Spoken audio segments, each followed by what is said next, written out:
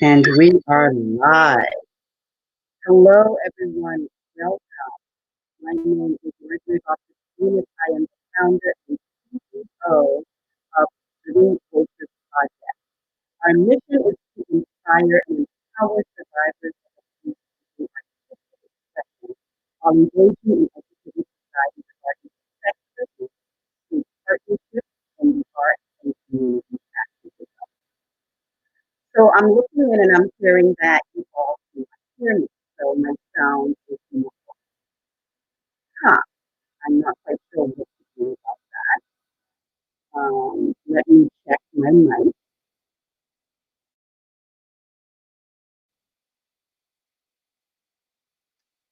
Okay, does that sound a little bit better? Am I coming through a little bit more clear? It might be the internet connection. Just let me know you cannot hear me. Yeah. And I think it might be the internet connection. So I'm going to try to go through as much as I can, and then if it really starts to sound bad, let me know. Try a headset. Okay. Give me 1 second.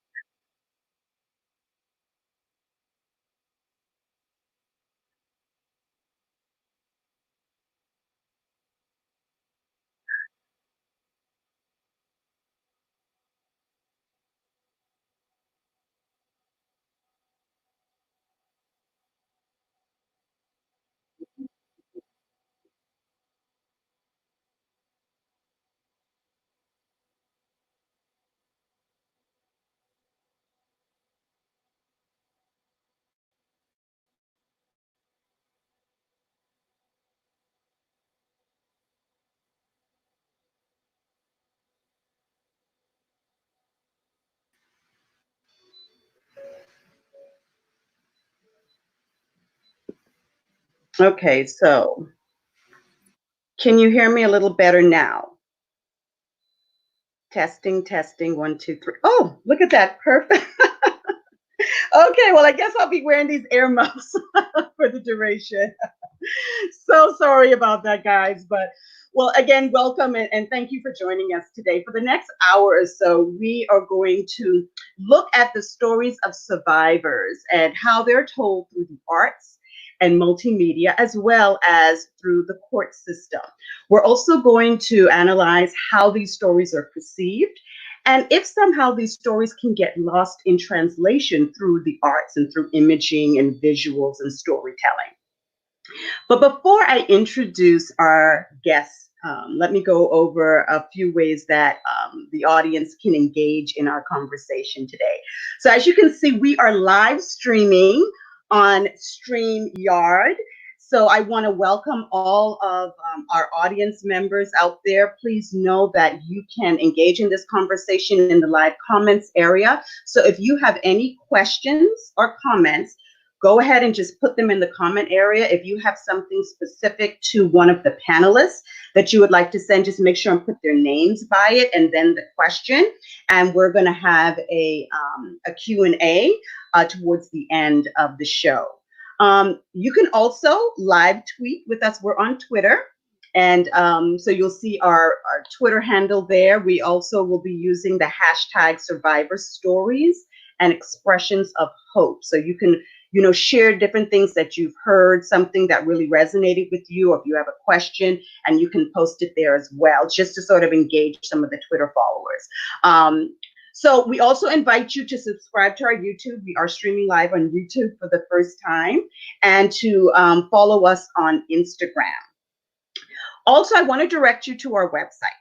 If you go to givingvoicesproject.org, you go under the events, and under this specific event, there's going to be a link there where you can find the program for this event, and you can download that, as well as some information about the organization, how you can get involved in the work that we're doing, how you can support us in many different ways. We've been around since 2015.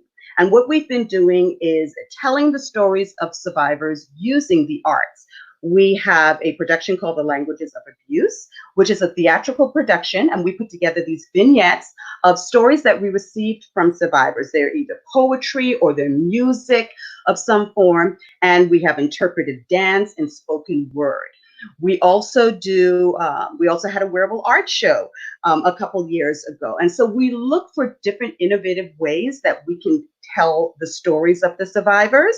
And also we did a film documentary called After Abuse. And we'll talk a little bit about that documentary, because that really was the thing that motivated us to want to have this conversation. So also, I want to let you know we have our technical person, which is Francisco. He is behind the scenes. So should anything happen, we lose power, something's not working, he is going to be plan B. He will jump in and be there to take care of any of those needs. And you can direct those questions to him. So let me get started and just share with you a little bit about our panelists today. All of our guests, they've come from various backgrounds that we believe will contribute to this conversation in a very important way. Our first guest, Valita Cameron. She is a staff attorney at Brevard County Legal Aid in Rockledge. There, she advocates for victims of domestic violence by helping survivors obtain protection orders against domestic abuse. She also serves as an attorney ad litem, as an advocate for children in foster care with special needs who've been abused or neglected or abandoned by their parents or legal guardians.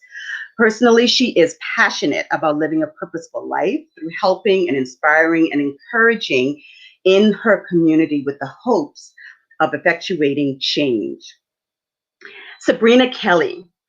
Sabrina is the CEO of Another Chance CPR and Health Training. She's also a nurse by trade and the author of the book Transformed to Tell: A Journey to Freedom Through Forgiveness. Sabrina has been a longtime member of Saving Our Daughters, a longtime mentor, actually, of Saving Our Daughters, a locally based nonprofit organization. She also sits on the board for the Giving Voices Project. And Sabrina is a proud mother of 5 and currently lives in Orlando, Florida. I must add as well that Sabrina has offered to donate proceeds from the sale of her book today. And we're going to put a link up where you can find and purchase Sabrina's book. And she has graciously offered to donate some of the proceeds of those sales. I, too, along with Sabrina, have written a book, and I am doing the same thing. So we'll have both of those links up to share with you all if you want to support the organization through purchasing either one of our books, okay? Alderaan. Angie is the founder and director of Pushback Project, an Orlando-based organization focused on creating and facilitating spaces that center around courageous and necessary conversations. She stands for community building, storytelling, and teaching empathy and courage through private voice one-on-one coaching and piano lessons. Kelly Grounds. Kelly is a professional theatrical director, a playwright, and art educator. In 2018, Kelly directed a Giving Voices Project's Restoration Languages of Abuse production. She's formerly a massage theater instructor and Reiki master. She loves using her theatrical skills to tell stories of healing and victory over adversity, especially when the survivors are the ones that are creating the scripts from their own story. Kelly sits on the board of Positively Florida Theater Group and is currently working on her first book about storytelling. I want to thank all of you for joining us today. We also will have some special guest speakers that will be joining us, and I will introduce them at the beginning of their segments. Let me just start by saying that storytelling is an art. Like any art, storytelling moves the watcher, the observer, or the listener by creating an empathetic response. A heartfelt story creates an emotional connection in the storyteller, which in turn creates an emotional connection in the listener. And what we want to be able to unpack today is how stories are told in an authentic way, in an ethical way, and in a contextual way that we can honor the stories and the owner. And as we know, the storyteller doesn't necessarily have to be the owner of the story. So the storyteller can be, they can be the owner, they can be the vessel or the conduit for the story. And then there's always going to be the listener or the observer. So that's just for a little bit of framework around our conversation today and how we're going to be referring to the storyteller. They can be either the owner or it can be just a person that's a vessel for that story. So my first guest I'm going to start the questions with is going to be Valita Cameron. Valita, I read somewhere that the attorney serves as a conduit for truthful connection between the client's story, and the judge. So, and I know how survivor stories are translated in the court system isn't always black and white. In fact, I've had experience and I've heard from other survivors and going into the courtroom and sharing their story. They're very emotional and everything is so raw for them. And they sometimes feel like they've gone in there, their story has been used against them. Some have even said that they feel triggered after that experience. And I know although it helps to have legal representation that can have some level of empathy, you still have a job to do on behalf of that survivor. So what is your job in telling the survivor's story in the courtroom? Well, first of all, Marjorie, thank you for having me on this project. I think this is very important, and I'm excited to be a part of it. As far as my job to help survivors tell their story, first I have to let the survivor first understand that they have an advocate. They have someone that is going to be there for him, there for them. And that's the most important thing, is letting them know that they have help. Getting them to tell the story first starts with them getting to understand what has happened to them. And many times survivors are in an emotional state. They've been traumatized. And the court and the legal process can be very cumbersome, confusing, scary. You know, it's a courtroom, and many survivors have never been through anything like that before. So it's very, it can cause a lot of fear and apprehension. So my job is not only to ease their concerns or their confusion about the court system and the legal process, but also give them instruction on how to tell their story. As you stated before, the story is very important. And what I do is I play a role by helping the court understand what has happened to the survivor through the legal process. I also help my clients understand what they need to put in what we call a petition. So a petition is what the survivor would submit to the court, letting them know why they need a protection order. And a protection order is basically an order that will keep that individual away from them. So it is my job to help them understand what is important that needs to go inside of that petition, because that story is everything, not just what just happened, but what has been going on. What is the progression of events that has led you to this moment to need a petition? So I guide what needs to go in that petition, because everything in that petition is so important for the judge to be able to see.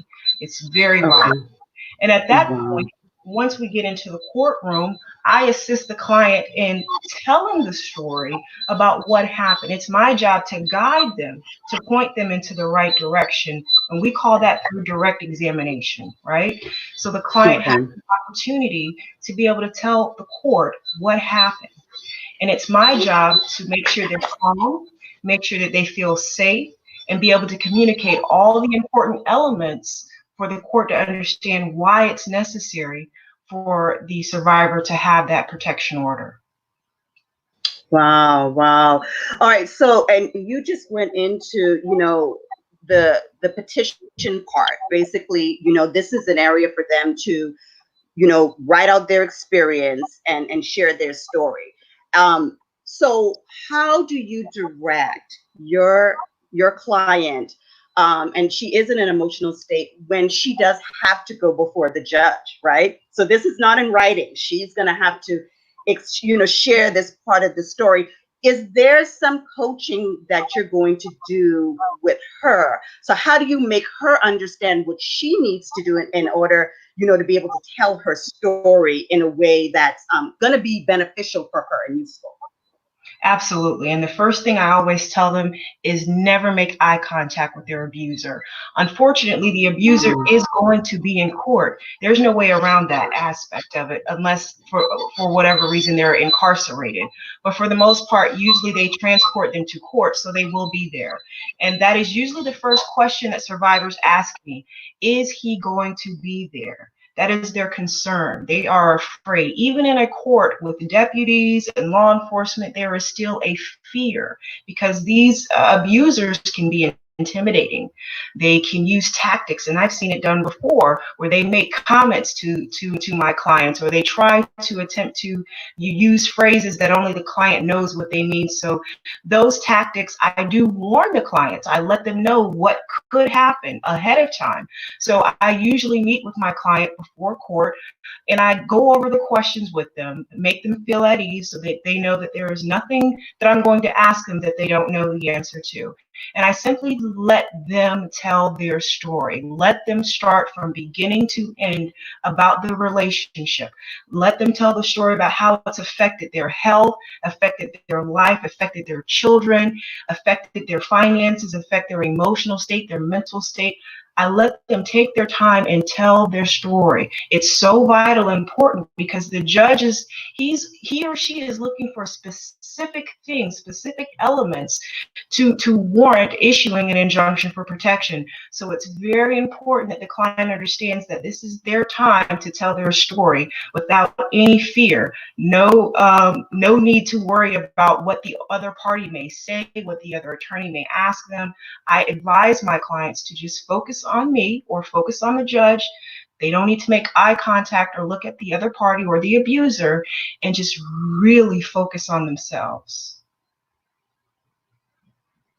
That can we know that that can be a very emotional thing for them, right? So they're in front of this judge, they're in front of, the abuser, there are all these other people in the courtroom. And I even remember just from my own experience and not feeling like I was prepared. But I've seen this happen a lot. We get over emotional and we tend to maybe tell more than we need to. Is there, this fine line of being too emotional in front of the judge and not looking stable? How do you guide them in that aspect of really just being in their feelings about the situation?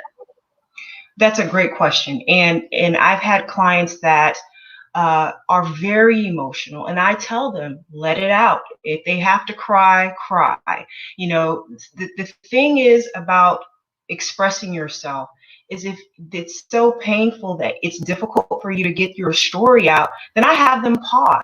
I have them take a break, and I tell the court, my client needs a moment to gather her thoughts or gather herself.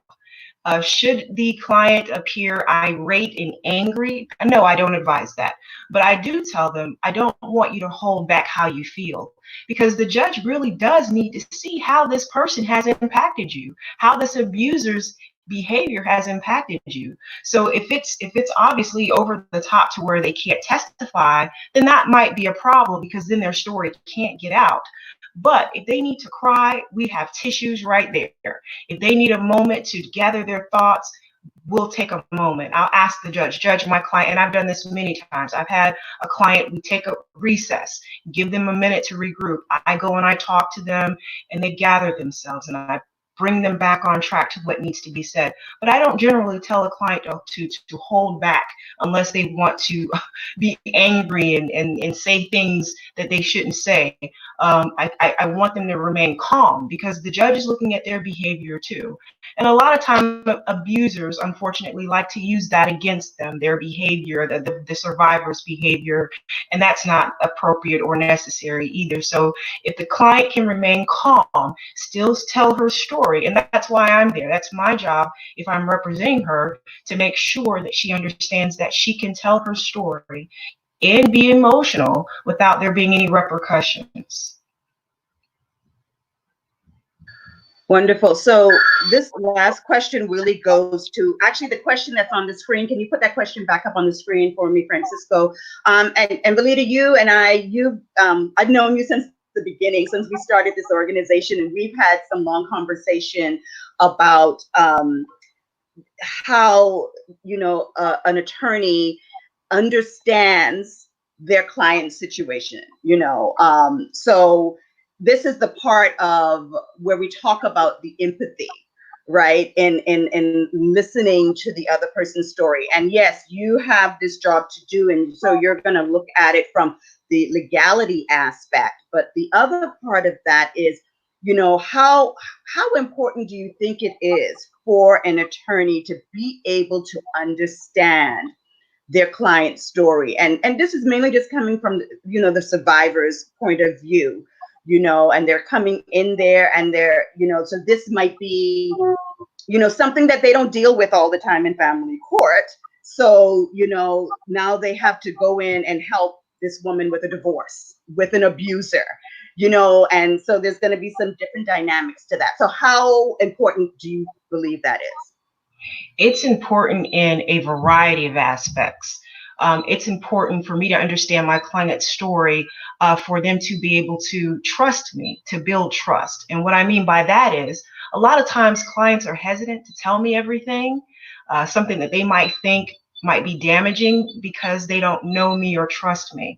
So for me to tell the story and be super helpful in court, I need to understand the client, where they come from.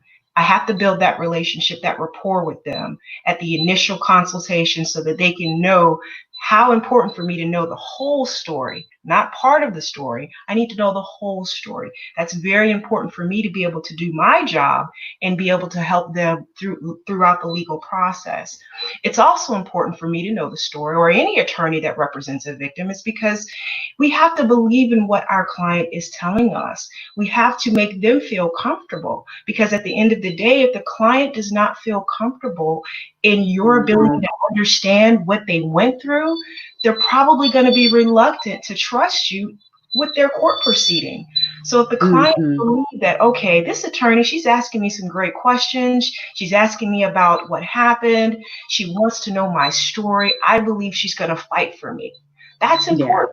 They have to believe Yes. that this attorney is going to actually help me, and I'm not just another number, I'm not just another client, but you really care about what happened to me. You want to help me. And that's so important, why the attorney needs to understand the client's story, so they don't feel re-victimized again. They want to feel empowered, like, yes, I have someone in my corner. I don't know the legal system. I don't know what I'm doing. I just know I need help. And this person, this attorney, sounds like they are willing and able to help me. So that is another reason why it's so important to know your client's story. And then lastly, a part of being an attorney, it's almost like an art. Okay, it's a lot of persuasion. So when I go into court, we have what we call in the process an opening and a closing statement, and that's usually something done by the attorney. And that is the opportunity for the attorney to tell the story before the client even gets to testify.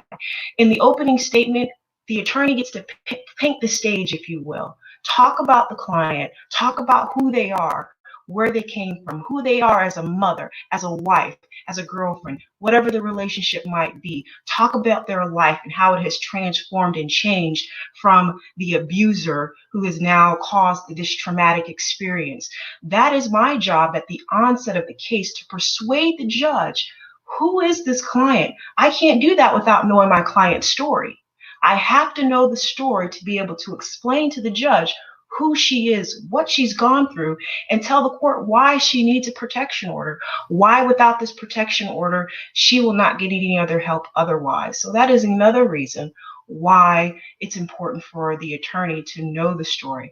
I have been representing survivors of domestic violence for 7 years. And I can honestly tell you that the judges are compassionate towards survivors. They really are. But they just need them to be able to tell their story. That's really what they need. And it's my job to make sure that those elements are met as far as what it takes to obtain a protection order. And usually the court will be sympathetic and understand if those things are met. So that's really a great question. Right. Thank you for sharing that with us, because that's always been, one of those questions that and discussions that we've been having, even as an organization, and looking at that. And one of the places where survivors sometimes feel like, their stories aren't heard. But I remember even when I was going through my situation, my divorce took like a year and a half. And I came into this attorney's office, and he was not prepared for what was going. This was not just a divorce, but this had abuse involved, and this had, child custody and all of these other elements. And so he didn't know as much, but over time, as he got to know my story, and each time we went to court, you could see that he was more empowered, because now he knew more about what he was dealing with. So I agree that story is going to give the attorney more insight to their client and be able to fight for them even more. But we have a question for you, Valita. We were going to leave them to the end, but this one, it just came in, so I just want to throw this at you. This looks like it's from YouTube. Are there times where you stand between the client and abuser to help refocus? Now, I'm not sure if that means in a physical sense or what, but what's your answer? Yeah. The answer is yes. There are times where I stand between the client and the abuser, and also how we are positioned in the courtroom. So we'll allow the abuser to go first, or we will go first. We'll make sure there's always a physical distance to make sure that there is no interaction. I've also gone as far as to walk my clients out or escort them out of the courthouse with deputies if there's one available, so they would still feel there's some security and safety to their vehicles. So yes, we do. There are times where we do that. Wow, wow, wonderful. Well, thank you for that question. And if you guys have more questions for the leader, you can put them in the chat, and we will address them later on in the Q&A. So thank you, Valita, for sharing that with us. You know, typically the attorney is one of the first people that will hear our stories. They're going to hear it in detail. They're going to hear the history. You know, we're going into their office and we're coming in there with everything, with all of our emotions. But one way we can tell our story, the way we really want to tell it, is when we write our own story. A lot more survivors are using the written word to tell their story and share their experience. And so I want to introduce my next guest to you, Sabrina Kelly. She is the author of the book. What's the name of the book again? Sabrina, A Journey to Freedom Through Forgiveness, Transformed to Tell. That's right. And she, she has shared this part of her story as a child with childhood molestation.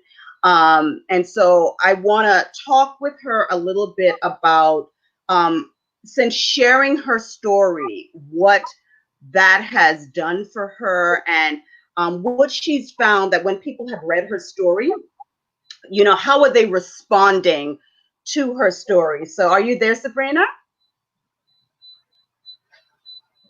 We can bring Sabrina up on the screen now.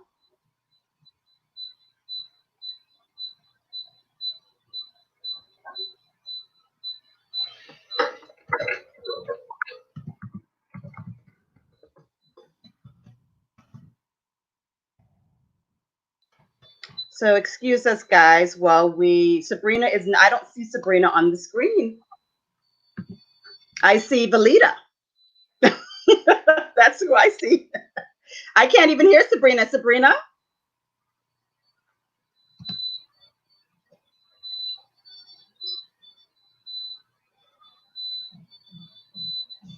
So I'm not sure what's going on here. Should we move on to the next one? Because is Francisco there?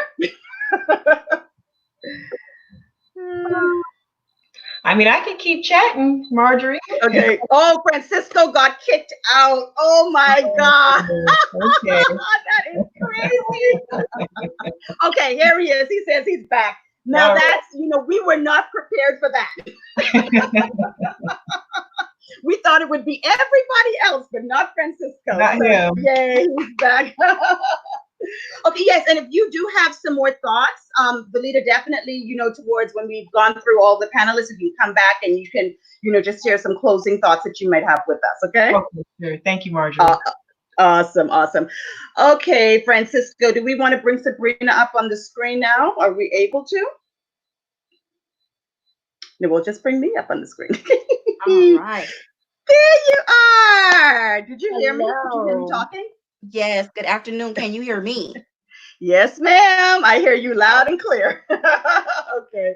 Awesome. So, so let's talk a little bit about, in writing your story, what have you found has been one of the disconnects? And because you and I have had this conversation about how people perceive you based on your story. Your segment, the segment is called "I'm Not My Story." So tell us a little bit about how people have been, the perception that they've gotten in reading your story. What have people been telling you? Okay, well, basically, first of all, thank you. Thank you for this opportunity Of again. course. We've worked together many times, and as Yes. you said before, I am a on the board of directors of Forgiving the Giving Voices Project. So in telling my story, um, many people, after reading my story, what they have, some of the feedback that I've gotten is maybe I'm not telling the truth because Ooh. I was so transparent about how I told my story. So they've asked me questions, I mean, following reading the book, but it was, are you sure this happened that way? Or it's been, this happens all the time. So why would you say it things happen that way? So when I Hmm. began my book, it was in the memory of something that an event that happened to me when I was a toddler. I vividly remember what happened to me when I was a toddler. And I've had people tell me that I was lying. And that was Now their that's unusual initial to for perception. people to say that something like that for someone sharing their story. Is it? Do you think it was because they could not grasp, what happened to you and reading that, just thinking there's no way, or what do you think? Well, one young lady, she told me um, it's my personality, and that she felt like at this point in my life I should be crazy. Um, she asked me about did I have any therapy, and it really did. It took me aback because it was like, no, I don't believe, this happened and this could have happened because my story is about many abusers. It's not about a one abuser. It's about multiple abusers from my memory at 3. And I tell my story up until I was 12. And um I have gotten that a couple of times. I actually did a workshop, and that was one of the questions that was asked of me. Did did people believe me? And that she felt I may have lied because That is who else incredible. said? Yeah. Yes, Yeah. it was really, So yeah. what does, and this is Especially when not, you're so telling a story. Francisco, this is not one of Mhm. the questions that I have, but I have to ask you this, Sabrina. Um, how does that make you feel when people question your experience in that way, to even go to the point where to say, it can't, that can't be true?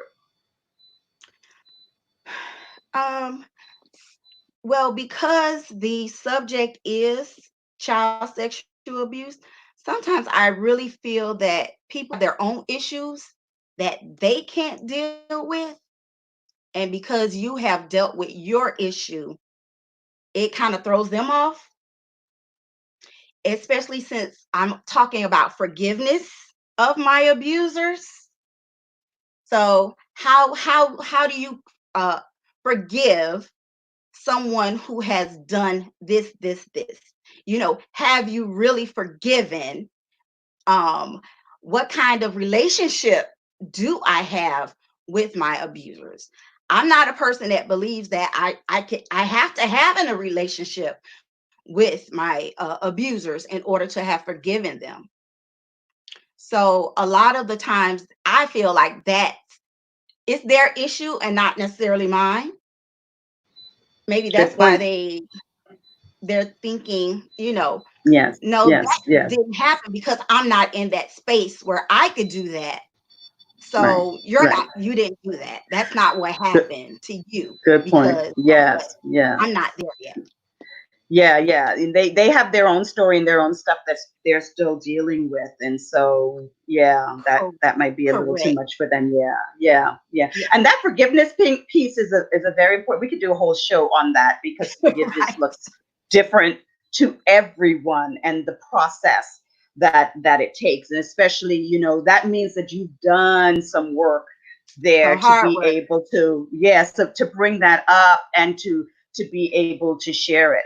And part of the work, just part of it, is in sharing your story. That's just one part.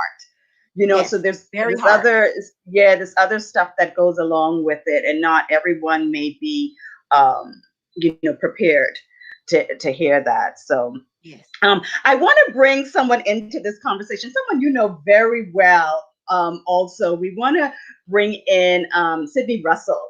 Now, Sidney has been a friend to our organization as well, from the very beginning. She is a blogger. Her blog is called Rebirth of Sidney. And she's also will be voted on our board of directors as well. And we'll be starting officially within the next month or so. So we're so happy to have her be a part of our team. And I also have to say she is the single mom to an amazing little kid. He is just amazing, and he's going to do great things in the world. And Sydney is also working on her first book as well. But Sydney and Sabrina were both in our film project called After Abuse. And we partnered with Stetson University students, and there were several of us that had interviews. And we talked about how life is after abuse and the effects that it's had on our lives. And what happened was, once those pieces were edited and we had a chance to look at the interviews, we saw some disconnection between what we were telling the interviewer and how the director and the producer was narrating our story. So it was just very interesting that just in that exchange of sitting across from someone and answering their questions and then having them edit it and put it out, we felt that there were some missing pieces. So having your story told through that particular lens, I want to start with you first, Sydney, and just ask you, what did you learn by telling your story using film? Like, when you watched your interview, what did you learn from that?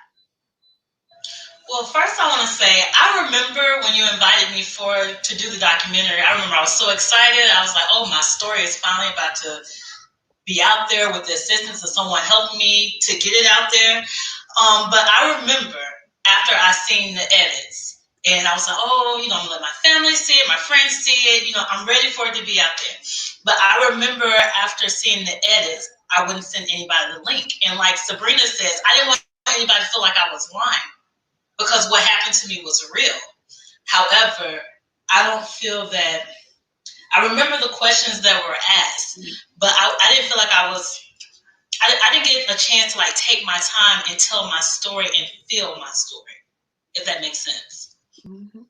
And so as when I watched it on YouTube, like I didn't want to tell anybody about it, because I was not ready for the feedback from the congregation, and literally the congregation. Saying that, my abuser is a pastor. However, That's right. I was just nervous about them saying, "Oh, she's lying." The way I was Mm-hmm. portrayed through the video, I had a very straight face because I didn't get a chance to sit in my emotion. Mm-hmm. Got it. Got it. That's interesting. That's very interesting. This is the first time that we've actually really had a chance to talk about it. But Sabrina and I, we had a bit of a conversation. So that same question for you too, Sabrina. What did you learn, in that experience in telling your story, through that particular medium? Okay, well, basically, I had the opportunity to have two people Mm-hmm. film me, and they were totally two opposite ends of the spectrum. So one young man, when I told my story, he did a written narrative. So basically, he kind of piggybacked off of the story that I was telling. The other young man who did a voiceover, it was he just totally took my story and just went in a whole different direction where he made things that to me were empowering. He Mhm. made me feel small in telling the story. Mm. Interesting. Yes. Okay. And I was like, how did he get that from what I Yeah. said? Yeah. And then Yeah. after watching the other young man's um the what is it excerpt that he did, Mhm. why would he get that from Mhm. the Mhm. story that I told, from the questions that I answered, the way I expressed myself? How did he get that? Yeah. Yeah. That interpretation that he got on It his was so own. hard. Yeah. So you wonder. This is where the question comes in about, and we're going to have a segment about this, about the listening part. And the perspective or the location of where the listener is in their own emotional state or Yes, mind, and how they're taking in that. Because first of all, if someone's never ever talked to a person who's gone through abuse, this is all new, right? So Right. the filter in that is still very wide. But if you've had some experience and some dialogue, and you have a little bit of idea, you can sort of take in the information a little bit better. But it's still in from going to listening to that information and then taking it and funneling it back out. And right. that's the thing right there. And we didn't know that might be, an issue of, again, your story getting lost in translation Hmm. when these things happen.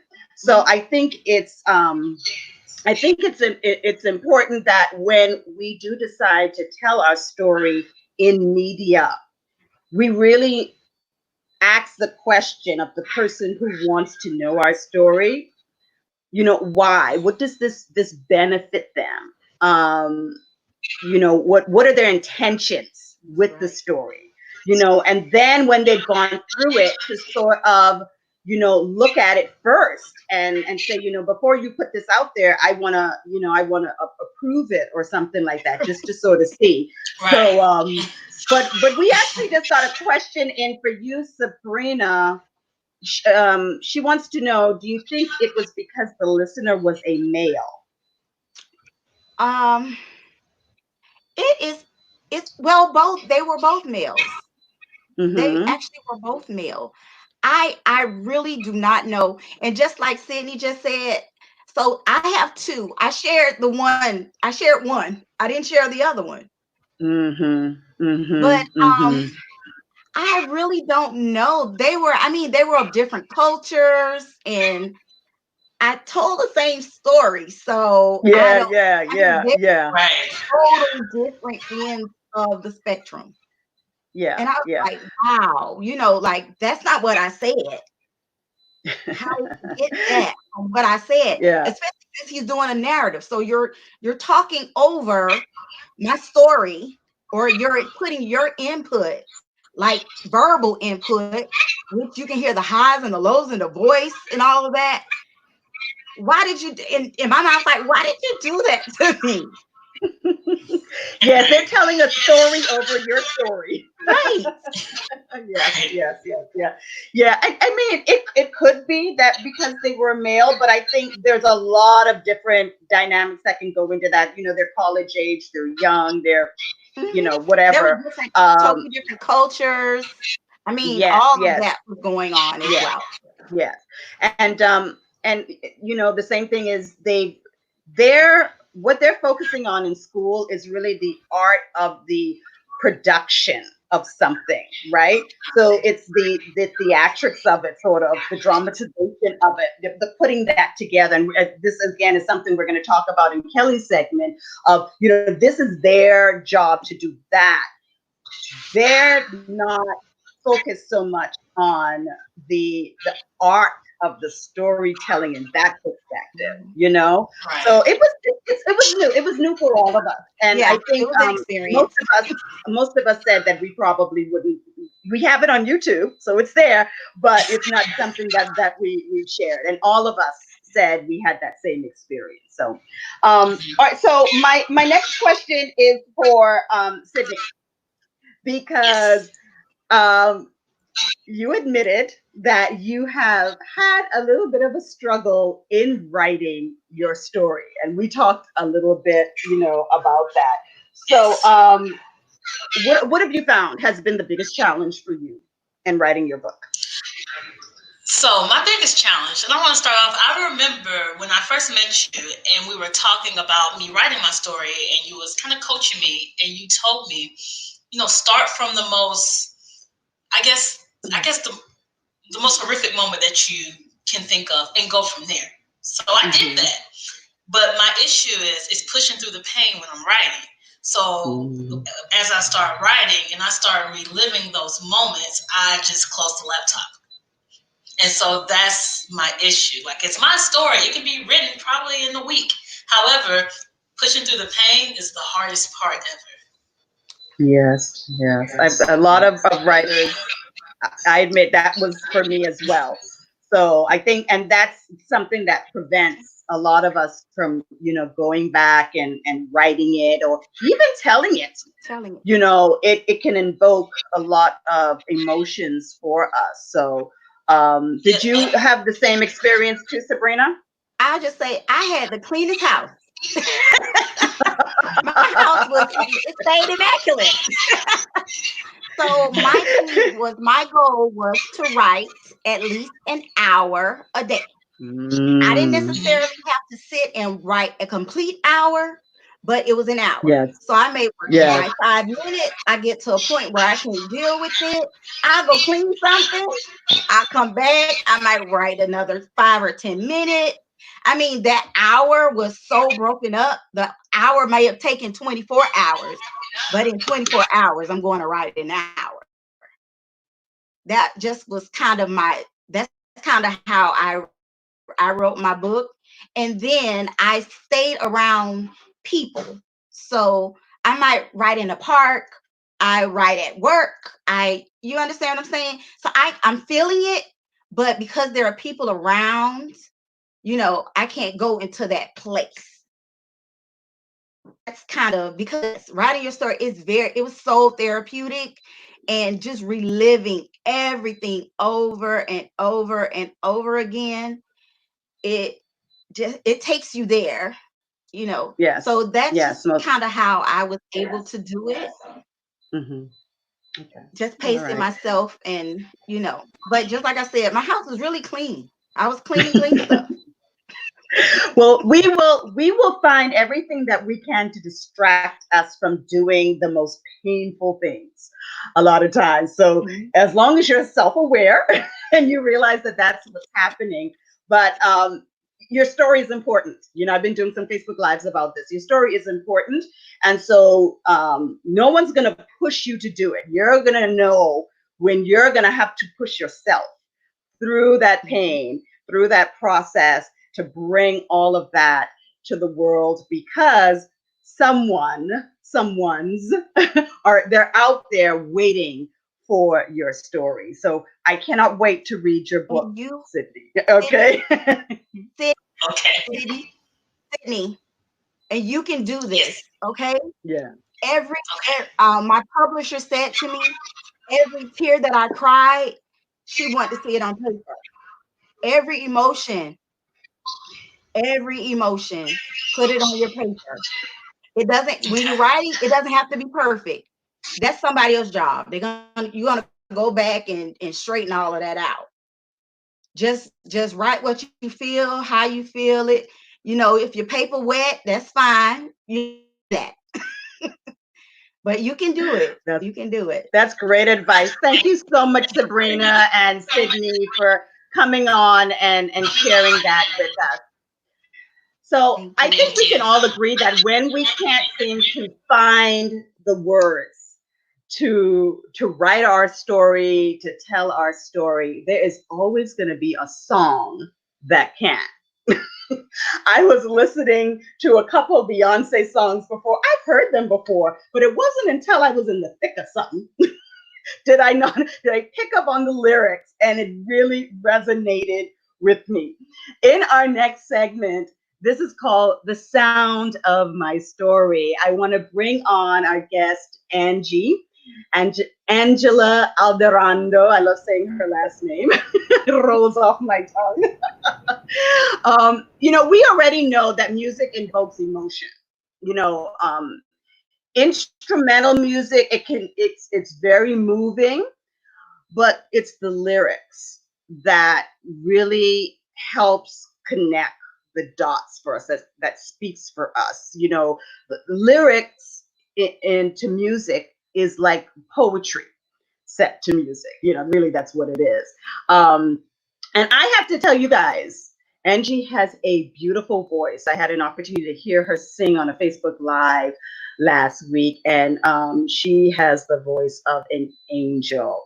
So she is, she's very much gifted in that area. And I know that, as a voice coach, you've created, safe space, like a platform for people to come and share their stories through Pushback Project.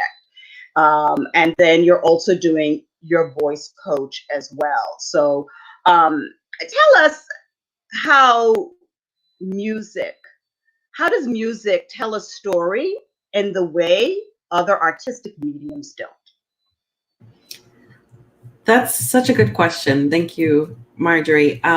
Obviously, I come at this from the perspective of a vocalist, so it's going to be different for all different musicians. I think the fact that somebody might be playing a different instrument, then it's going to be experienced a different way. But as a vocalist, the experience of being the actual instrument, I know for me, is very impactful.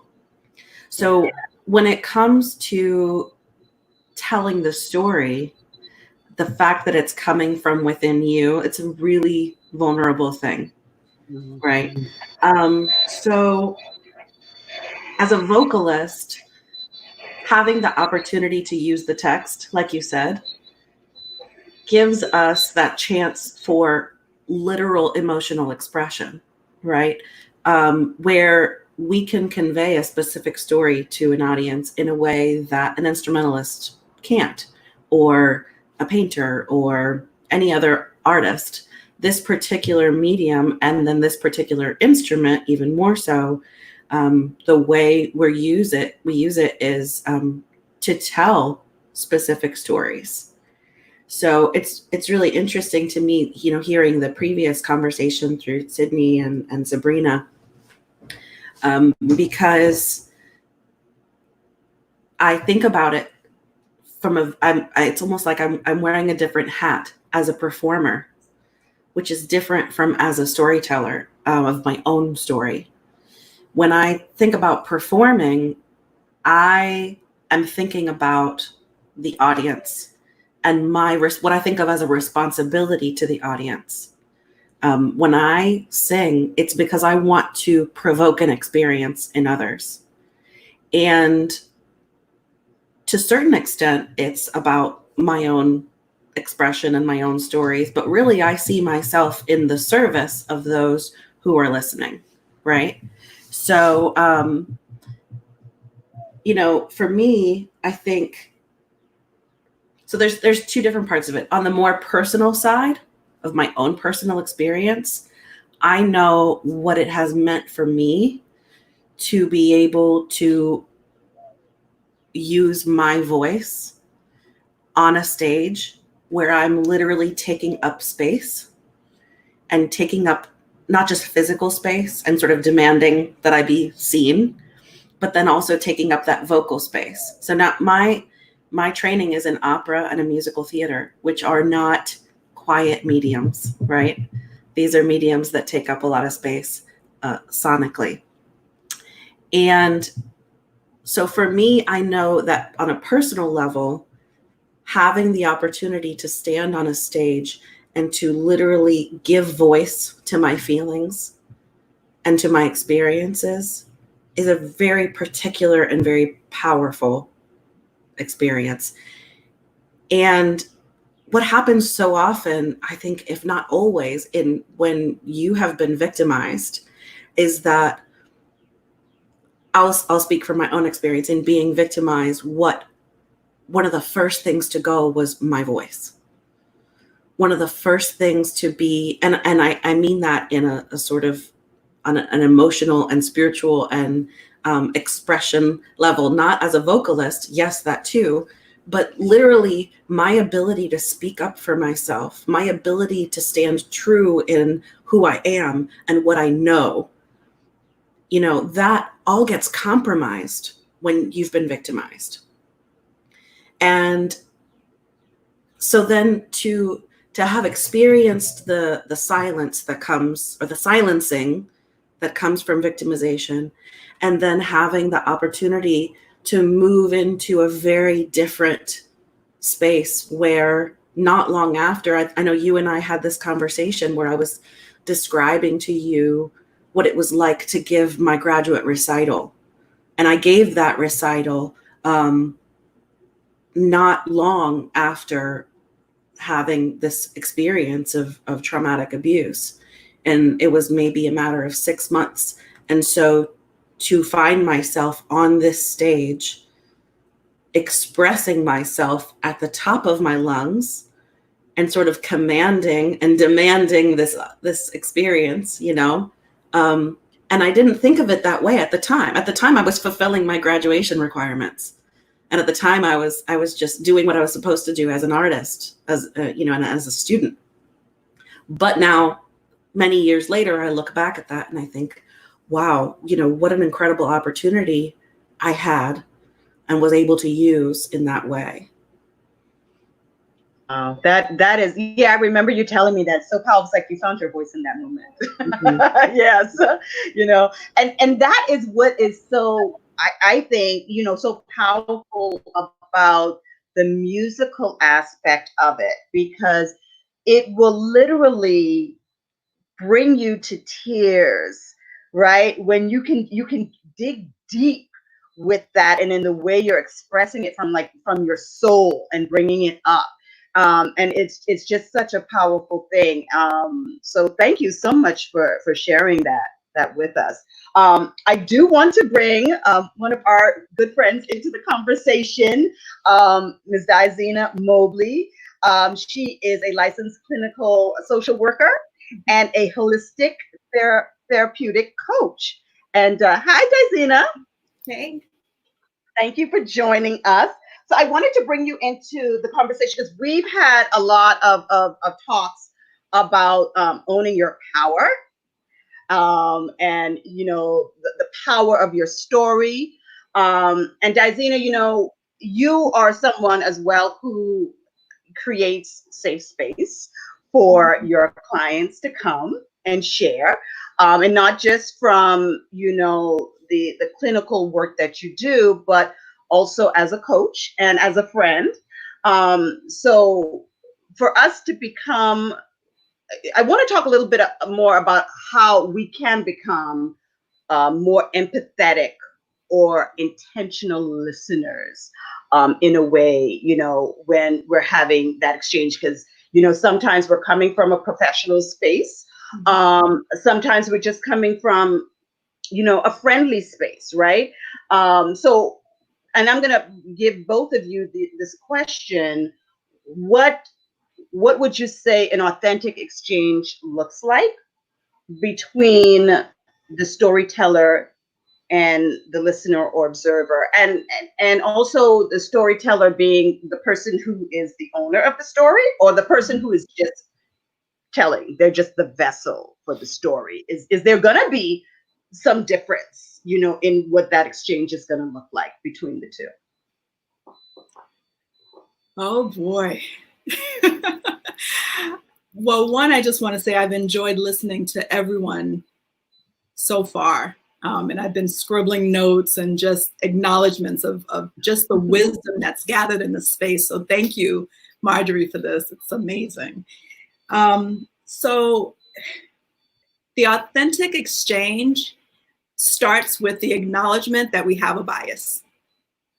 Just by being a human being, I bring to the space myself. And once I'm in the space, it shifts.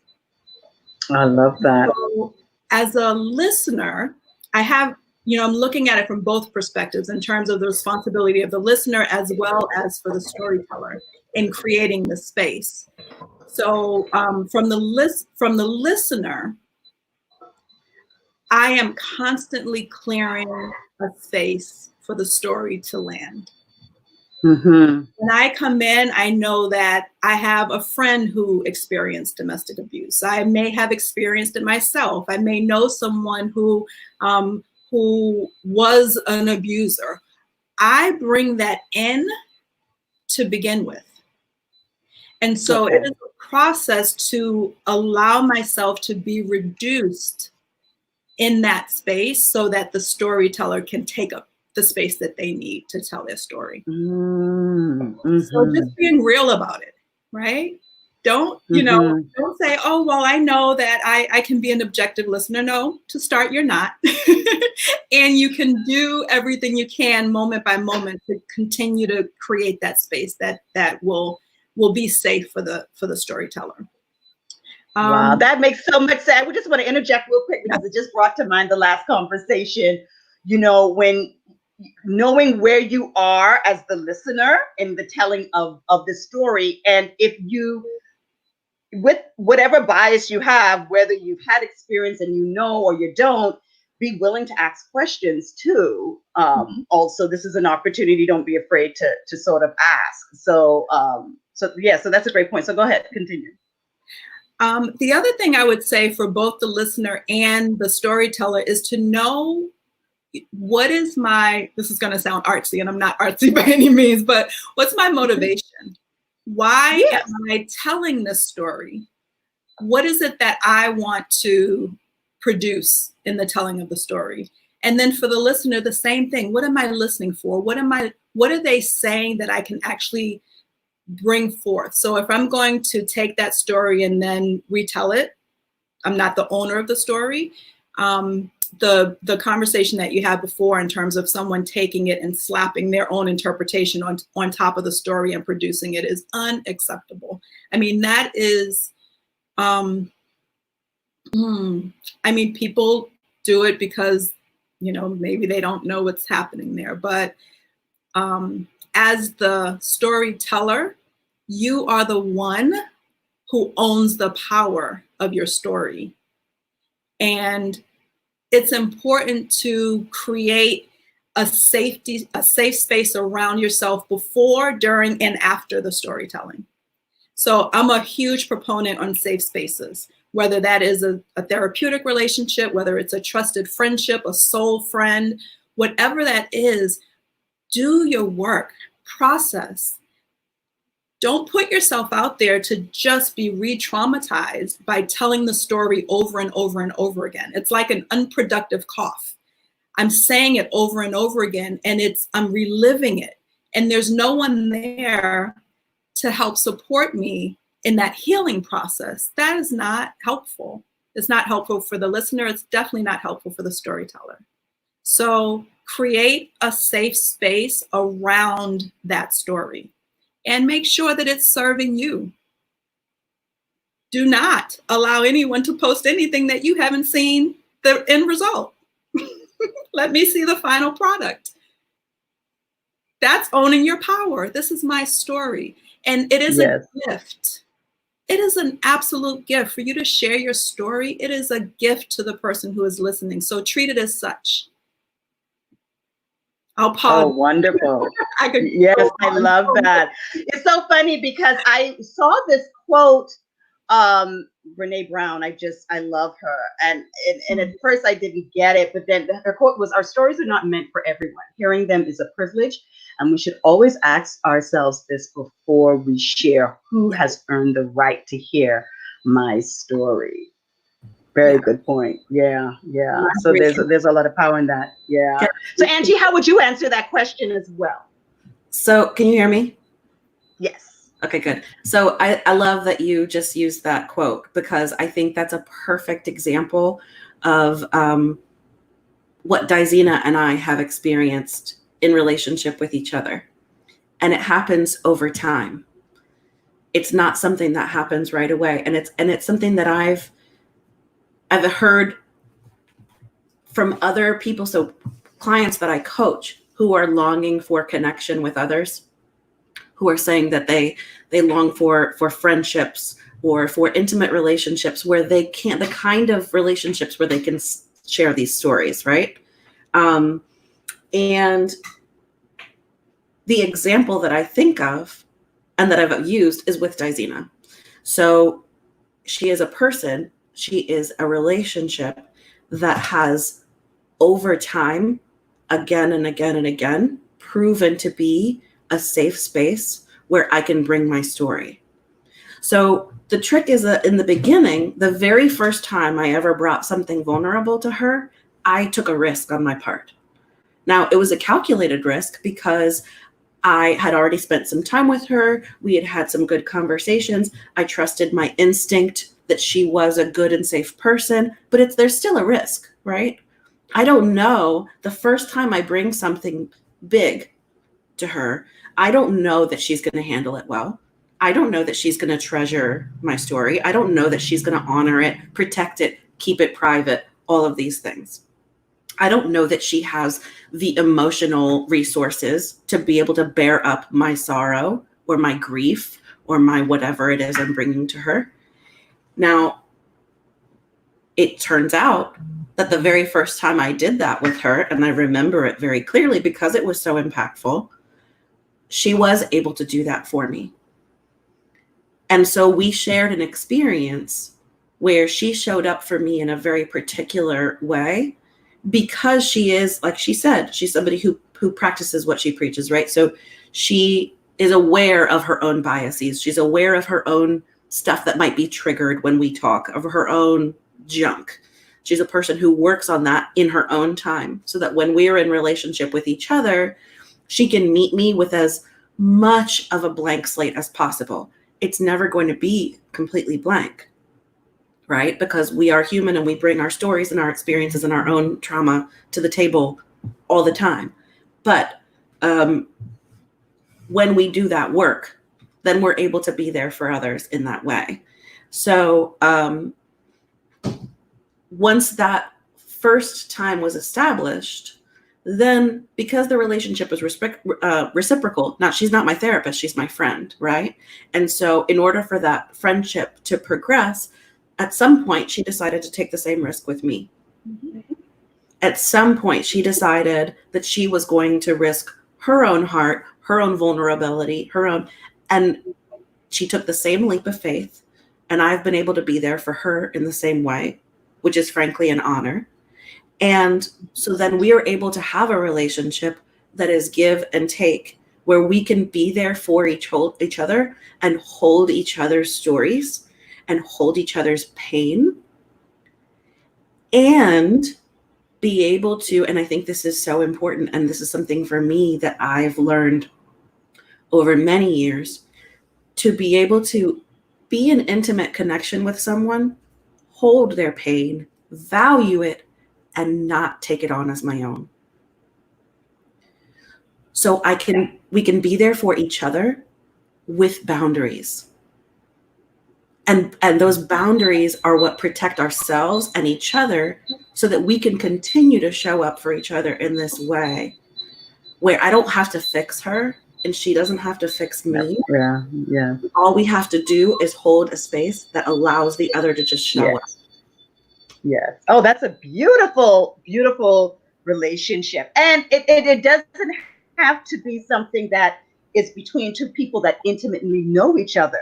It's just this common respect that we can have for one another, and understanding the importance of someone telling you their story, giving this part of themselves. And when that happens, having the awareness to say, yes, I want you to know, I don't have to say it verbally, but I want you to know you are safe right now in what you're telling me and how you're telling it.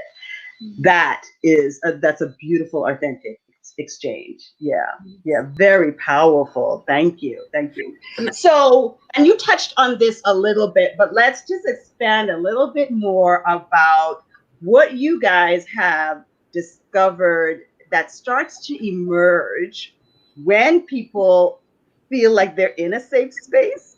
So Angie, with the pushback project, you have interviewed lots of different people, and you've heard many different stories, and you have a particular way of creating this space for them. And so what have you discovered that seems to emerge in people when you open up that space for them? That's such a good question. When I interview people for our events, my goal is for it to not feel like an interview. My goal is for it to just feel as much like an authentic conversation as if that person and it was just the two of us in a room together. And so through that effort, what I've experienced is that people want to be listened to, and they want to tell their story. Now, when I bring people to the virtual stage of Pushback Project, these are people who have already done a good amount of healing and work. So we're talking about a kind of a particular population of people who've experienced trauma, but have done enough work so that they can comfortably and safely bring their story to the stage. So not everybody's there. And I would handle that conversation very differently, right? I'm not going to encourage somebody who is currently in their trauma to have that public conversation. That's only going to be re-traumatizing to them, and it's not going to benefit those that are listening, right? Yeah. So what I've done is bring to the stage conversations for people who are ready and who have a desire to tell their story in a way that liberates them and that edifies others. And so when we have these conversations in community, what I always say is the responsibility of the listeners is just to practice basically what we were just talking about. It's exactly what you said. It doesn't only have to happen. Like, deep listening does not only have to happen in the context of a one-on-one intimate relationship. Right. And so the environment that I strive to create is one where people can practice that, so that while they're watching this conversation unfold between myself and whomever I'm interviewing, they can see, what does it look like to show up for somebody? What does it look like to ask curious, flawed, awkward, thoughtful questions? Yes. I put myself in the hot seat of being the ignorant one, because I want people to know that it's okay to show up in ignorance if you do it in a way that is founded in genuine curiosity and love for the other person. And the other person has to be someone who's willing to educate, because not everybody wants to and not everybody needs to. It is not just because you've been oppressed or traumatized or whatever. That does not mean that you're responsible to teach other people about your oppression. That's right. That is not your job. Right. Exactly. But if you happen to be someone who has that interest and that desire, let's do it. Let's get it. Like, that's my jam, right? Yeah. So those are the kind of conversations that I'm striving to promote and to set an example for, and it's a flawed one, and that's kind of the point. And then hopefully those conversations can kind of reverberate out into their personal lives, so that the people who attended can walk away going, okay, how can I do this in my own life and show up with my curiosity and my misunderstandings and whatever it may be. That's beautiful. That's what it looks like to hold space for someone right there. That is exactly what it looks like. What do you say, Daisina? I'm just floored. I always am. I'm Angie's #1 fan. She knows that. But I think, Marjorie, the way that you paired us, which I didn't get it before, but I get it now, One-on-one, there is magic because, you know, in my space, I have one person and I give them all of me. They have all of the space and they're able to do that deep, soulful healing, the messy, the wonderful, all of that in a safe, contained space. And the gift that I see in that is that it produces the gems of the leaders who are inside that are ready to burst open and do something with that, because she is masterful. And I tell you this every time I go to pushback, make sure your information gets out to folks so they can do the virtual pushback episode. But masterful at holding that space and really coordinating in a way where it is so safe. There could be 20 people in the room and a person in the front sharing their deepest hurt. And Angie she'll ask the question that you will not ask because you don't want to seem ignorant. And she'll just put herself out there and it creates a space that is just magical. And so I honor that. I'm great at what I do and I'm always like, she does what she does.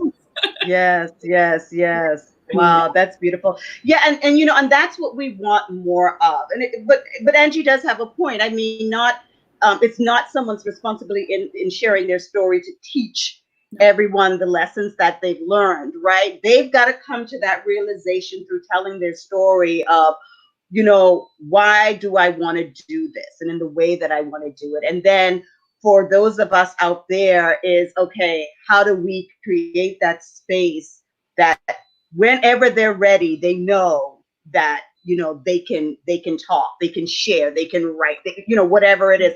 There's so many of us that have stories on paper, on our laptops, on canvases. No one has ever seen.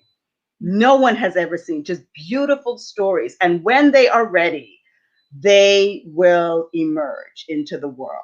So, and it's because people like you all will be there to help make that happen. So thank you, ladies, for that juicy segment.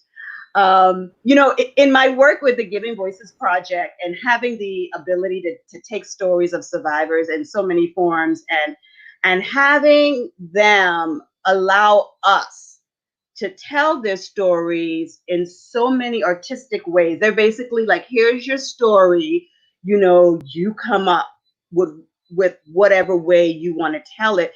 It is such an honor for me and has been some of the most creative moments in doing that. I found my way in storytelling to this because of my own journey with abuse, how I used art to heal, and how I continued to just grow in that area and introduce it to other survivors.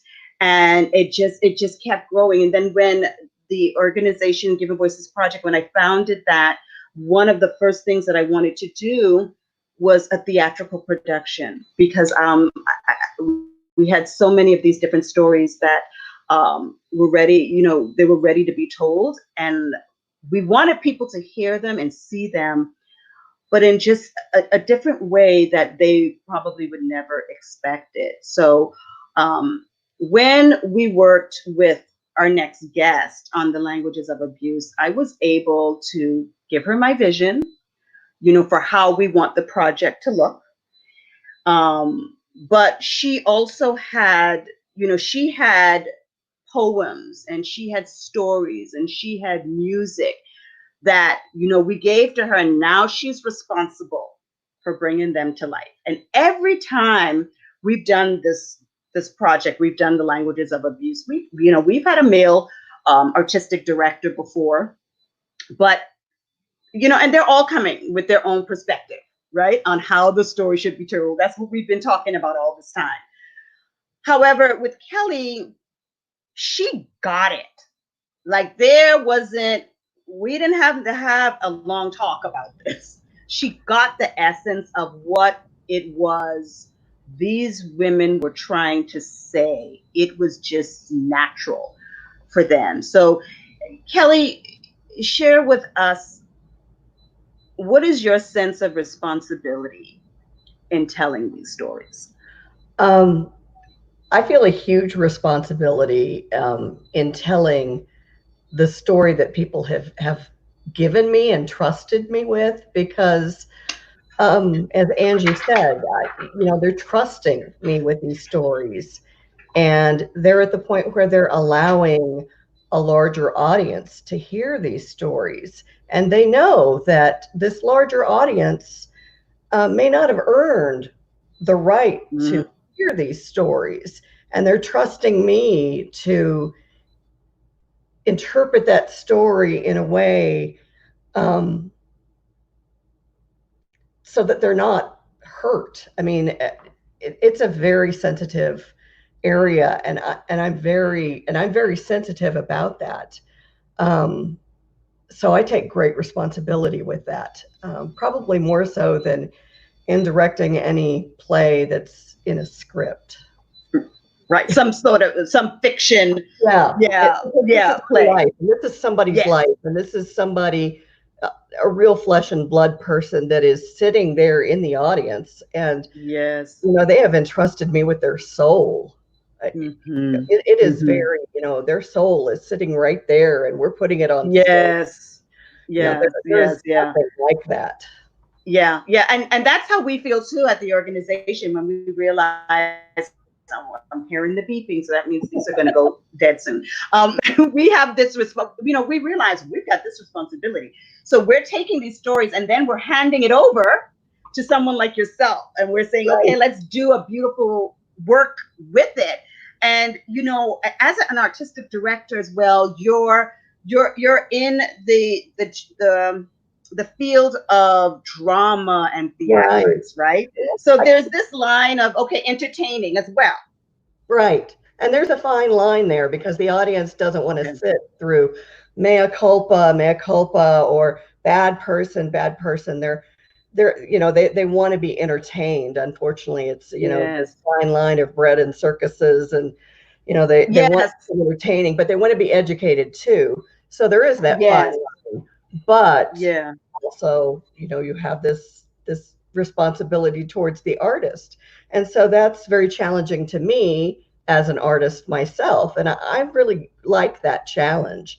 It causes me to have to do a lot of research and to really dig and to pull from other areas. With the recent interpretation that we did, I pulled from a play called Quilters, where they really did interpretation of the quilt and what a quilt means to women. And I also pulled a lot of facts so that we could educate the audience. We did kind of a visual play. We used a lot of video screens. So we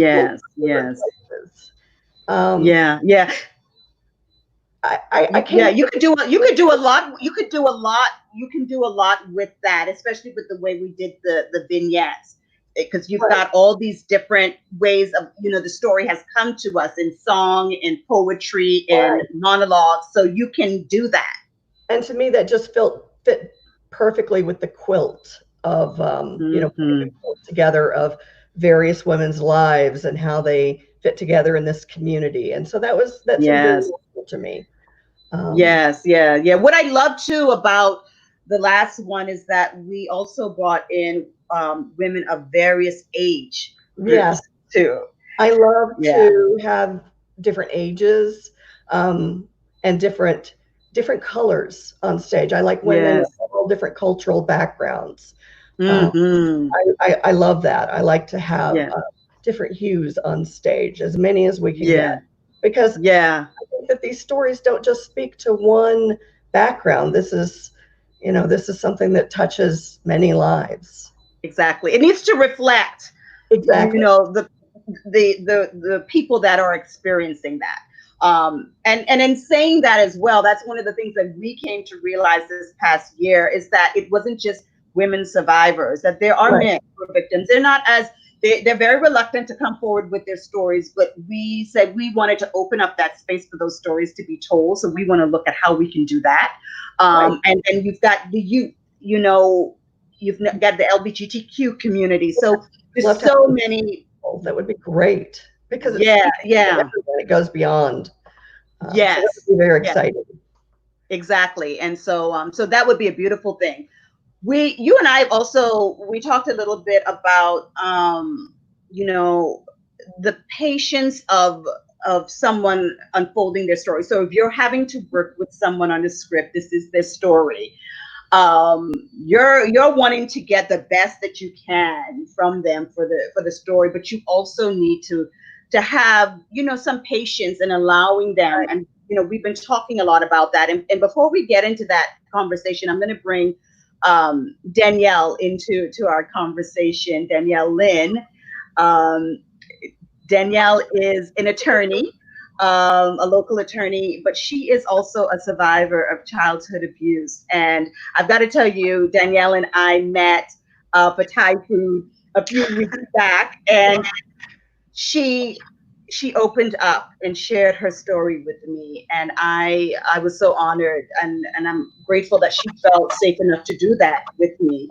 And I know that I was, you know, probably one of the first few people she had started sharing that story with, because you know, that's what she said. She was just now coming to the point of sharing that story. So at some point, we're going to have an opportunity to hear more. This is dead. We're going to have an opportunity to hear more about Danielle's story. We're going to find a way to work with her here at the organization. But I have a question for you, Danielle, but I want Kelly to maybe bring us into that by, you know, just sort of finishing up that talk a little bit about the patience around the unfolding of someone's story. Well, the way that I start is I like to have an interview, not a formal interview, but I like to hear the person's story in whatever area, you know, whether it's at their house or whether at a restaurant or wherever they're comfortable. I like to hear their story. And sometimes it can't be all in one sitting. It has to be in 2 or 3 or 4, you know, whatever they're comfortable with. And sometimes it may take a while. We may not be able to use their story for the immediate performance that's coming up because it may take them a while, and that's okay. That's okay. We might not be able to get the whole story, and that's okay too. We're all a work in progress. Yes. That's okay. It's okay if we can't get your whole story out. Sometimes the beauty of theater is that sometimes we can just evoke a mood or evoke a memory that you want to evoke with the audience, that you want to bring the audience into. And we can do that through dance or through music or through, you know, a small skit. We can do that through lighting. We can do that through mood. And that's enough to bring the audience into whatever it is that you were trying to evoke and share with them. Yeah. Theater is very forgiving, unlike telling a story for the courtroom. You get away with a lot more in theater, and that's beautiful. Yeah, you almost like music as well. You know, it does invoke something in you, and the way it's brought forward to the audience. So, right. I love music and interpretive dance together. There's just something very powerful about it. Yeah, that's great. So, you know, Danielle, you're at the point where you are, you know, you're an adult, you're a single mom, and now you're ready. Now you're ready to share more about your story. Tell us why now at this time in your adulthood you're ready to share the story. I think that for me, I got to a place where I was prepared to tell my story because I became more comfortable with myself as a person. And I went through, and I'm still going through the process of kind of filtering out certain things and forgiving myself. I think that the difficulty as a victim of abuse, and I was a victim of both childhood and childhood abuse and adult sexual assault as well. So part of the coping that you do is that you look back at situations and you say, well, I probably shouldn't have done that, right? And it brings a certain level of shame because you start to blame yourself, and then people unintentionally kind of start to victim blame as well if you choose to share your story with like your family or even close friends. And so it boxes you into a shell of a lot of shame, and I had to kind of filter through that. But I think for me, the biggest part was that when you're going through your own situations, you feel alone in it. And as an adult woman, as I started to develop friendships with both women and men, I started to hear their stories. And it made me realize that, wow, I'm really not alone in this. And I think that a lot of times as victims, we're just looking, as morbid as it may sound sometimes, we're just looking to feel like we're not the only ones that have gone through this. And so in that, and also becoming an advocate for those who are not able to tell their stories, as an attorney, I felt like it was important to really take this opportunity to begin to share mine and bring healing to other people.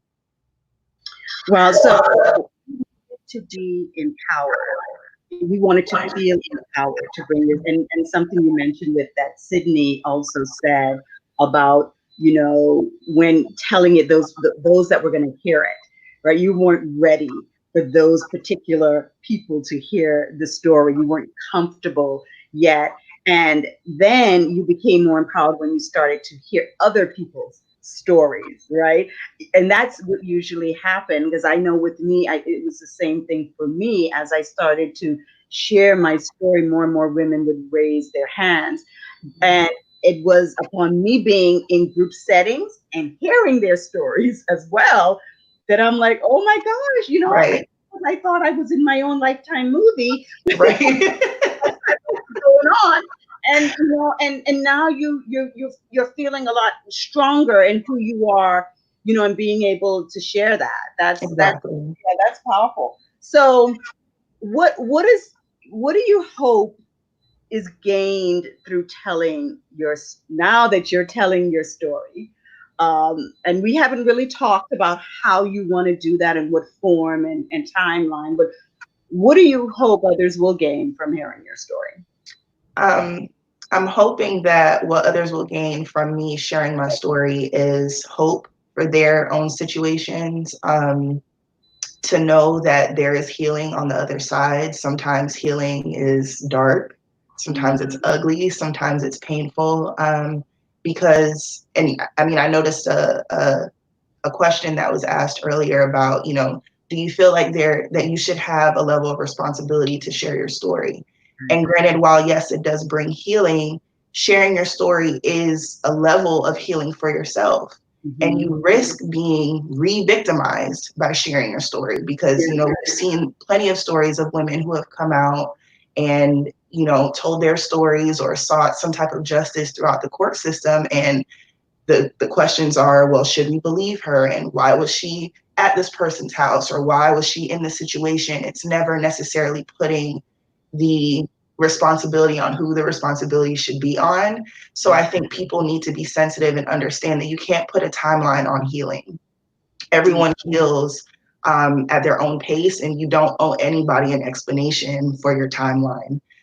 So for me, I feel like I want to be able to encourage women and men who have gone through these situations, because there have been a couple of men who have disclosed to me their own physical and sexual abuse, that, you know, it's okay to take your time. I'm almost 30, and it's taken me 30 years to get to a place where I'm okay to start sharing those parts of myself, and to see that I'm still successful. I still have a good life. And so on the other side of healing is everything that you've been seeking and wanting to get out of life. Because I feel like we get stuck in those moments and we just can't find our way out. So I want to show people that you don't have to get stuck. You can move forward and get past it and still have a great life. Yeah, that's beautiful. Now, I'm going to throw a question. This is an impromptu question, but just okay. The segment with Sabrina, tell us about, you know, just briefly your forgiveness journey, and have you forgiven and what that looked like? Oh, my forgiveness journey has been continuous, because, cycles of grief are exactly that. They're cycles. So some days you wake up and you're on top of the world and you feel great. And then other days you want to hide under a rock. And then other days you want to burn everything and everyone. So it took a very, very long time for me to get to a place where I could forgive the people who hurt me and abused me. But part of that was also because I was put in situations where I was forced to still be around them, especially when we're talking about the abuse that I suffered as a child. It was at the hands of family, and Marjorie and Caribbean households with stays in your house. What happens in your house stays in your house. We don't talk about it. If we talk about it, we try to figure out something in the interim, but everyone goes back to life as usual. And for me, I just could not do that. I could not continue to put myself around my abuser, someone who took no responsibility. And it felt like, my own family wasn't even taking any type of responsibility or trying to protect me as a child in the situation. So it took me a very long time because I had to not only forgive my abusers, but then forgive the people who didn't believe me. And as an adult, and like I said, I ended up actually, my first job out of law school was as a prosecutor for the Department of Children and Families. And that's all I saw every day was abused, abandoned, and neglected children. And I started to realize that people can only look at situations from their level of perception. So if you don't understand the cycles of abuse, if you don't understand why women stay when they're being abused, if you don't understand why, unfortunately, even some mothers or fathers will allow their children to be in dangerous situations that they know are dangerous, if you don't understand those things, then it's very, very hard for you to grasp what that person is going through. And so now I feel like there is a level of responsibility having this other hat as well, where I'm an advocate for those who are not able to advocate for themselves, to really start to expose these cycles and bring a level of empathy that the general public usually doesn't have for survivors of abuse. That's right. That's right. It all comes down to the things that we realize too, in the work that we're doing, and in having this conversation today, is about the empathy walk, right? And the ethical questions around that. So I have a question actually on ethical issues, and I think I'm going to direct it to Kelly because as a playwright, someone wanted to know, Claire Rondas wanted to know, what ethical issues do you think of when writing fiction about abuse? Should fictional abuse stories get input from the survivors? I would get input from survivors. And that's just me as a playwright. Whenever I write about real issues, I always try to get input from somebody who has experience in that area. I haven't written about, I'm trying to think if there's anything other than working with survivors. I work closely with them, and I always pass by, I always have them approve whatever it is that I've written.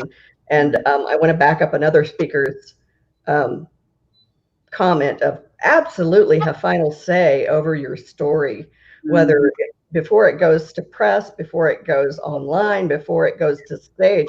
Absolutely, that is your story. It is yours. Have say. Yeah.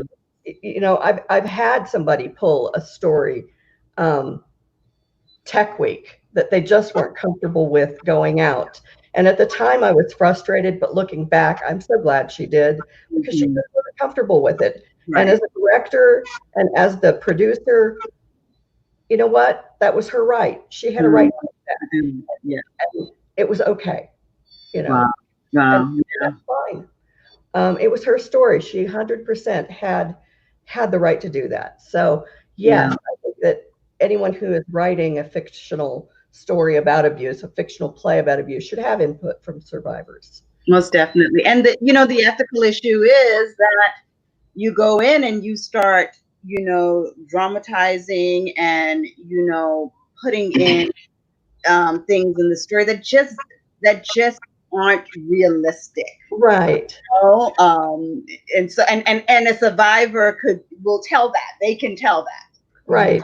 Yeah. Or, it could be your own bias. Yes, exactly. That's a big one. That's a big one. Yeah, definitely. Well, we've got some more questions for Q&A, but we'd like to thank you guys for coming on. This ends your segment here as we go into Q&A. I'm going to go ahead and pull up some questions here from some of our audience members, and let's see. So this is from Arabia Sweetwaters, and I'm not sure who this is directed for, because she said, what for you both is the biggest challenge you face dealing with survivors? So I'm going to say maybe this is a question for Valita, because this came in early on, so this might be so Arabia wants to know what is the biggest challenge you face in dealing with survivors? Boy, there are so many. One of the biggest challenges is getting the survivors to tell the whole story. A lot of times I find myself when I'm in court, there is information that comes out that wasn't revealed to me through my meetings and conversations with the survivor. And that's one of the things that I mentioned earlier, how important it is for them to feel comfortable enough to tell me every single detail that they can. And oftentimes I talk to the client after the hearing and say, yeah, why didn't you tell me, XYZ happened? And they said, well, I didn't want you to think anything different of me, or I was afraid to tell you. And I tell them it's okay. It's important for me to know the whole story, so that I can be more effective and help you in court. So that is a great question. That is a huge challenge, is getting them to feel free enough to tell me the whole story and not feel embarrassed or ashamed about anything, because I'm there to help them. Yeah, and so part of that could be if they had acted in a way that they feel might be hurtful for them, in court. And so, and it's difficult because as the victim, and I've been there, sometimes you can end up looking like you're the abuser. You look like you maybe, provoked it, and there's all of this. And so you're dealing with enough already. And so you hold back little pieces, but you're right. You need to know everything. So when it comes up, you can defend it. Exactly. Or explain it. Exactly. Okay. Awesome. Thank you for that question, Arabia. This is from Claire Ronalds again, and I think this goes back to the conversation with Sidney and Sabrina. Is it less due to gender lines and more due to the listener's understanding of abuse? And yeah, I think we covered that, especially in the conversation with Dizena and Angela, that it doesn't necessarily have to do with genders. And listening to the story, it's people's biases, right? And so yeah, I think we've answered that. Let's see. As you may, in case of a survivor story, would you not feel a responsibility to share that with as many? Okay. So in the case of a survivor story, would you not feel a responsibility to share that with as many people as possible so that others can benefit from it? So let me bring Sidney back on the screen for that one, shall we? And ask her that question, since she is working on her story currently. And because I know for me, just in my personal experience, did she log out? I think she probably logged out already, huh? And so she has to log back in. For me, I did feel a responsibility, but that was just my personal experience. I didn't want to at first, and I didn't feel like it. I was too busy trying to get through what I was getting through, trying to survive. And the people around me were saying, you need to share the story, you need to share the story. And I didn't want to, because I was dealing with a lot of the shame and guilt and all of that type of stuff. But now that I've seen the benefit in sharing my story. And then that also encouraged me to create a space for other women or other people that when they're also ready, they can do the same thing. All right, so this question is for Sabrina. Is Sabrina still on? Does she still have a camera that she can jump on? Oh, actually, Danielle. And bring Danielle on too. Bring her on. Because I think she's still on. And yeah, I think you could answer that question to Danielle about, feeling that responsibility to share your story. How is that what you're feeling right now, or where are you in that? Well, first, I think that, like I said before, that our stories are ours, and it's very sensitive, and it deals with other people who are not just you. So I think that that's another part of it that, we're not necessarily thinking of, is that in bringing light to your specific situation, you're also bringing light to the shortcomings of another person, whoever your abuser is, or those people that you did find the strength to share your story with, who maybe didn't respond in the most supportive way, or maybe just didn't do enough to kind of help you out of the situation. So while there may be, once you get to a certain place of healing, like how you said, Marjorie, you got to your place and you felt like, yes, I have now a responsibility to share what I've gone through and kind of have a testimony. Until you get to that space, you can't put that level of responsibility on that person, because I think when you do that, you re-victimize them. Yeah, it's their story to tell. It's their pain that they have to heal. And a lot of times, part of the process is, sometimes you'll be doing something and it triggers a memory that you didn't even remember happened. I've had that happen quite a few times, and I'm like thinking to myself, am I crazy? Did this really happen? But especially children, one of their coping mechanisms is to repress. And so you're asking someone to literally dig through years and years and years of their life and bring up all of these old emotions and old feelings that they found a way to kind of tunnel through, just to be able to say that you're going to help another person if you do that. And I think that we have to have sympathy and empathy for the person who's sharing it and give them that safe space before we load them with this responsibility to help other people. That's a very good point, and that actually convicted me in a way, because I did a Facebook Live about the importance of your story. It's not all about you, and and talking about just getting out of your own stuff and preventing you from telling your story. But really, I was talking for those people who are ready to tell their story, right? The Sydneys, and who are they're constantly cleaning their house instead of writing the story. Sort of thing. And so I think there is a time and a place to bring that up, but you have to know when that is. Most definitely. Yeah. So let's go back to the question, Francisco, that you just had up for Sabrina, because someone directed this question for Sabrina. Was it forgiveness or more of acceptance of the situation that helped you move on? And also, what steps did you take to forgive your abuser? And since we are getting close to time, if you can do a sort of a condensed version, and then you can, get on the comments and add a little bit more and elaborate. But yeah. Okay. And really quick, so I was 29 when my journey to forgiveness started. So those zeros, they're major. Those zeros. She said she's about 30. I was about to be 30. I'm 50 now. I didn't write my story until I was 42. So I just started the process of learning myself, just as Danielle said.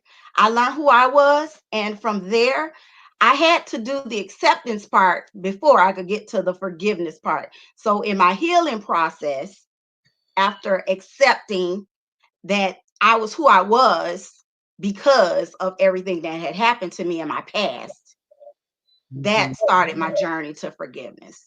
Awesome. And I'll say I started that journey at 29, 30 years old. Awesome. Now, I had forgiven them? But no. No. That just started the process. And my process was just learning and being more comfortable with myself. I, just like Margaret said, I'm the mother of 5 kids. I restricted my kids because of my situation. I was a stay-at-home mom for 22 years. I'm a nurse now. I do a whole bunch of stuff, but that was my job because I was the helicopter mom. I was the PTA mom. I was the mom that was looking through the little window in the classrooms. That was okay. I keep my eye on all 5 of my babies. Right, At all right. times. Yeah. I was busy when they were going to different schools. Right. That was, that was a job in itself, driving around the schools to look in the little window. So that was a part of that was a part of the process that yeah, and because you were focused on being a mother. Yeah. Right. I'd say exactly. And I just I wasn't fair to my kids. That's what helped me start the process, because they weren't able to do anything without me. And I can't do everything with 5 kids all over the place. So if everybody couldn't go, nobody couldn't go. Right. Well, Nav Bird, whoever you are, if you want to know more details about her steps, get the book. We got the link. Yes, it's in the book. Yes, it's in the workbook. It's in the book. It's in the book. So, okay. Thank you both, ladies. And this is one of our last questions. I want to bring Kelly on for this real quick because who's this? Nalda. I hope I pronounced that correctly. The question is, do you ever censor your language so your listener is not offended and triggered? That was Nalda. Thank you. That was one of because that was one of the things that we wrestled with when we first started doing it, and we did find out that it can be very triggering. Some of the reviews but if the story or the song or whatever was written in that way, that's their story. If I feel like if cursing is the way the storyteller expresses themselves and they feel strongly about that, then that's the way it goes. We warn our audience about triggering.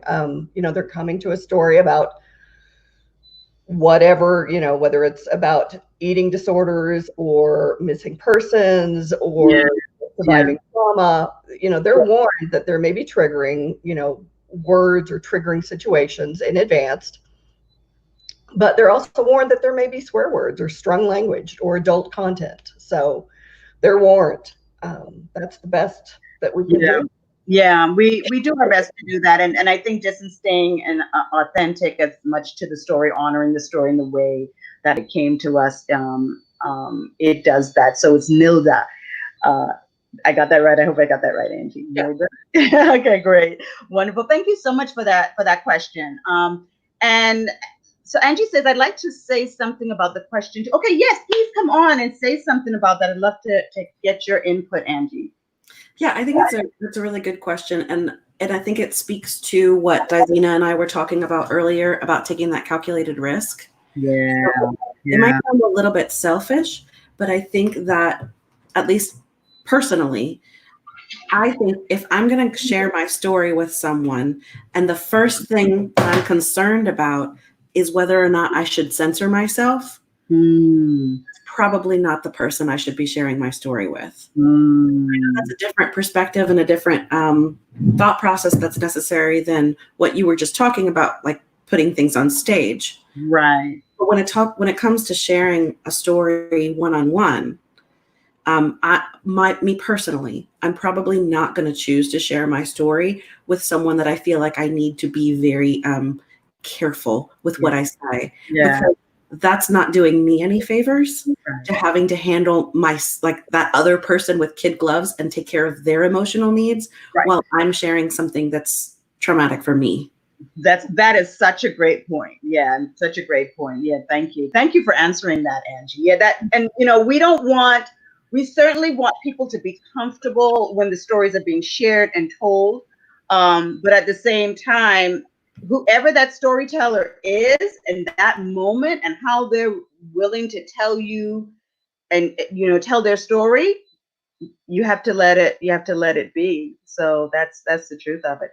Thank you. So I think on that note, if we have any more questions, we'll definitely get to answer them. But we've been on for almost 2 hours. We didn't think that the conversation would last this long, but it did. And I'm so glad that it did. It was such a rich discussion. And I want to thank each and every one of my panelists for coming on today, the guest speakers, and, sharing with us all that part of you, your story, your gift, your skill, your expertise, all of that. So I have a list of people here. It's not a long list, but I really have to thank the Daytona State College project management team. They came in, we were going to do this in-person event at the Daytona Beach Library, and we even had performances that we were going to have interpretive dance and spoken word and song, and it was going to be segments of panel discussion and some entertainment, so you all could see the type of work that our organization does.